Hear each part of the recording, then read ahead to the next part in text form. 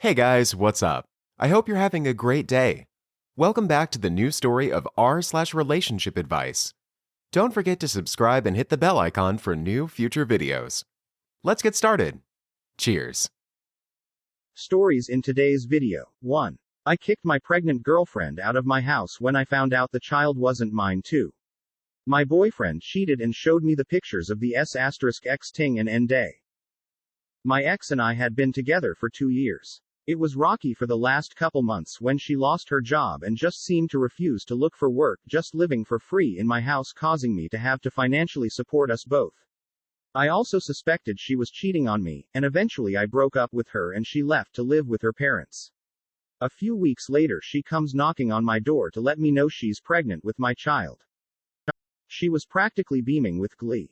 I agreed to let her stay with me again as my home would be a healthier place to stay, as her mom smokes like a chimney and refused to stop smoking inside when she found out her daughter was pregnant. Didn't want my child subjected to that.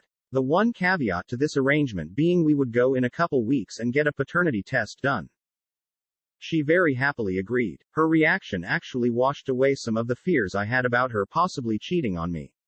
So she lives with me for a couple weeks and we go to get the test done. We find out that the child isn't mine, and like a switch is flipped, I honestly no longer care about that kid anymore and tell her to pack up her sh*t and get out of my house. This was a week ago. She moved her stuff back to her parents' house, but is staying with a friend to avoid the cigarette smoke and other problems there. She, her friends, and even a few of our mutual friends are texting and messaging me about how I'm a terrible person for doing this to that innocent child. That I have plenty of room in my home and I should just help her out. I feel like I've been through the emotional ringer these past months, and I've been through every emotion I am capable of feeling.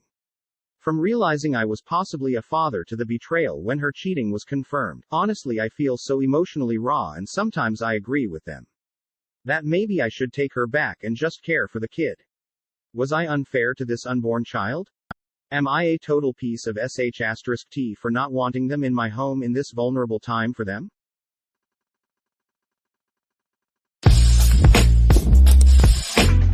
It was my first girlfriend. Let's call her Jezebel, or Jez for short. And it was the fall of my sophomore year in college. We were introduced by her roommate Jen, who was dating my best friend Bob.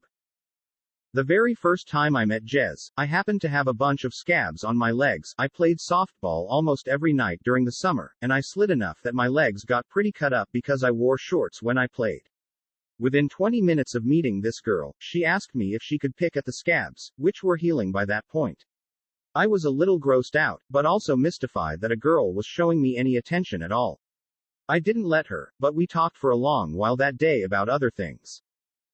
Fast forward a week or so, and I was coming off of a particularly horrific weekend in which a drunken situation at a party totally threw my world into relative chaos. I had a small list of personal problems in college, and this bad weekend had put it in my head that I needed to get drunk and just walk into the ocean. Bob found my plan out, and redirected me to bring the beers to Jen's house, and we'd binge Star Wars, back in the days when there were only 3 of them.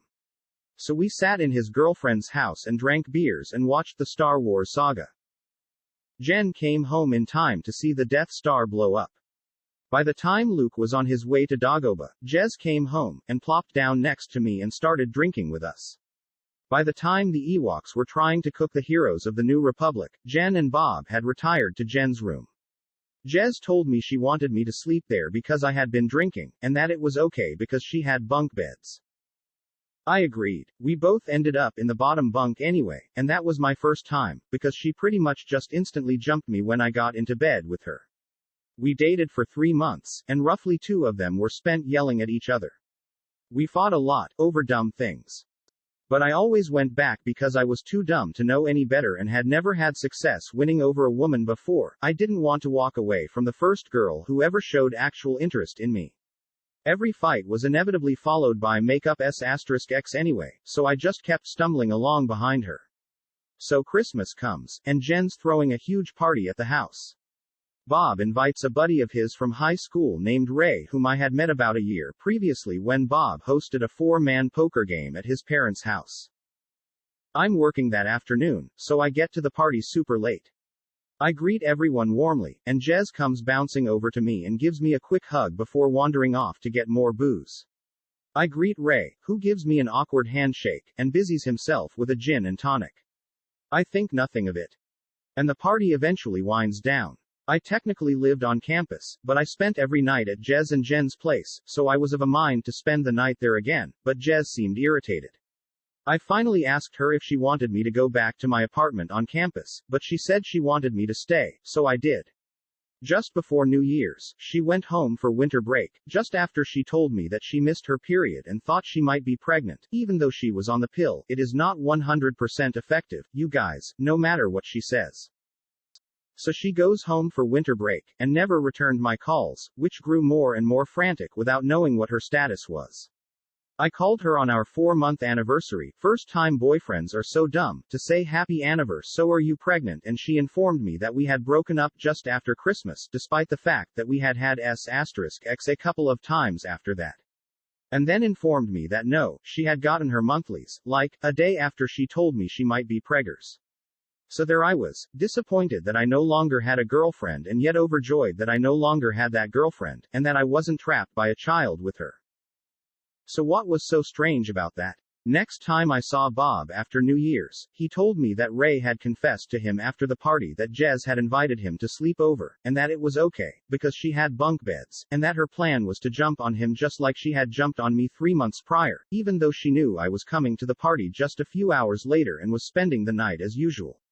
That's why Ray was awkward around me. So the next poker night a few months later, I casually mentioned to Ray that he has superpowers. He looks at me weird, so I say, well, you can dodge bullets.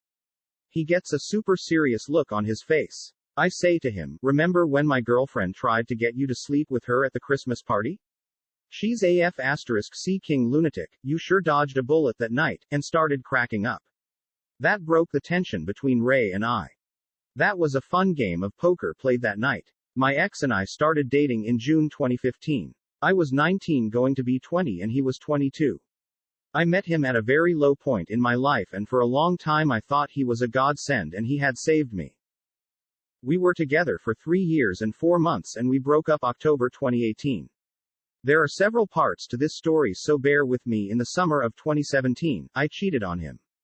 I went to a party, got too drunk and made out with a dude on the couch. That's as far as it went, and later I went home. I need no one to tell me it was a low and shish *tty thing to do. I felt awful about it. The ride home was sickening and I had to stop to vomit because how guilty and nasty I felt. I told him as soon as I arrived home. I expected the worst, as I should have. He was mad and upset. I told him everything he needed to know. He calmed down and told me he didn't want to talk about it anymore and wanted to go to bed. When we woke up the next morning, he told me it would be okay and we could get through it. I told him he didn't have to do that. I felt terrible. He said it would take some time for him to get over and earn my trust back, which I totally understood. Things went back to the way they were. Fast forward to January 2018. He was going on a 3-week trip to Colorado for work. I was allowed to go but decided to stay back since we recently had gotten a new cat and I was worried about leaving him on his own. It was a long 3 weeks and the day came to pick him up from the airport. He didn't hug me or kiss me. He just threw his suitcases into the car.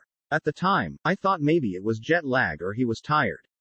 When we arrived home, he unpacked and went to bed. I didn't think about it again until months later. We broke up for the first time around the end of February, beginning of March.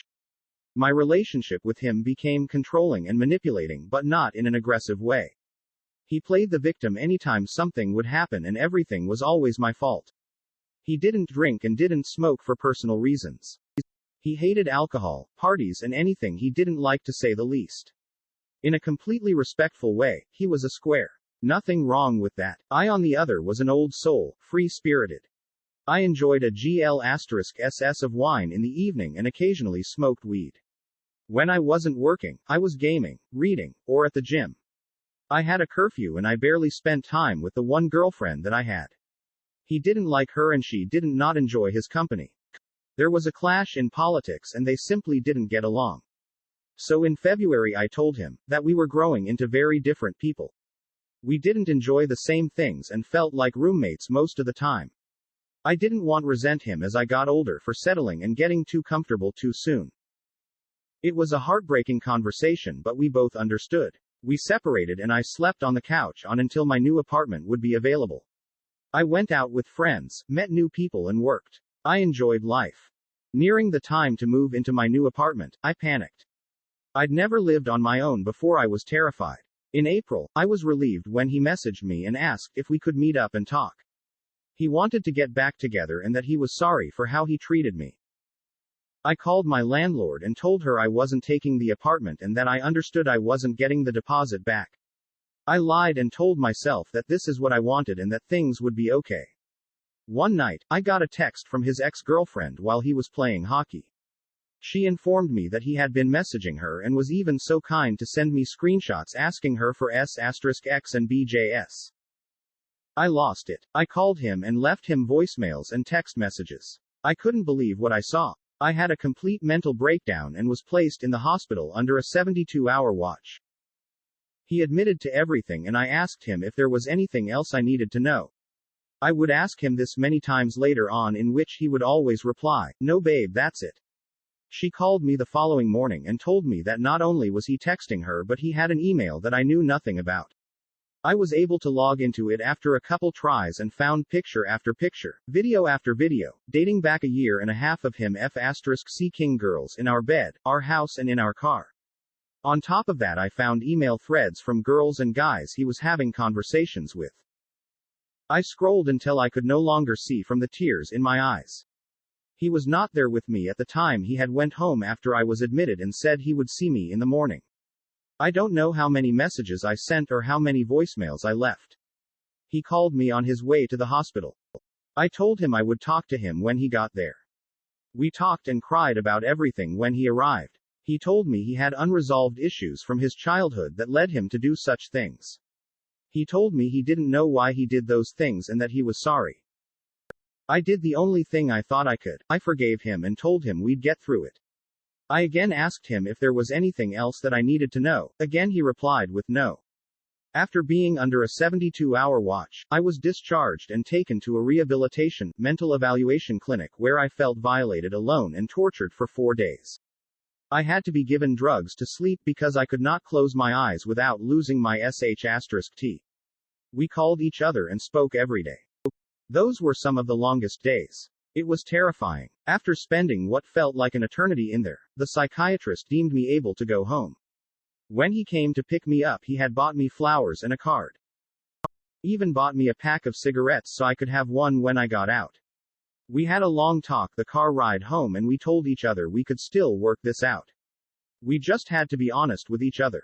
We always had each other's p*s swords to everything. We just never felt the need to invade each other's privacy like that.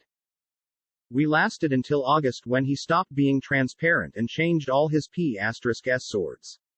He stated, "We didn't need to do that anymore. I thought this was sketchy but didn't ask anything of it." Then I got a call from one of his friends telling me that not only had he cheated on his Colorado trip but also he would call this friend every time he cheated to tell him how good it was. He informed that this started happening a few months after I cheated. When I asked him about it, he finally came clean and I knew why he had acted so weird when he got off the plane and came home. I gave it 6 months after that. I couldn't get over the pictures and videos I had seen and the messages I had read.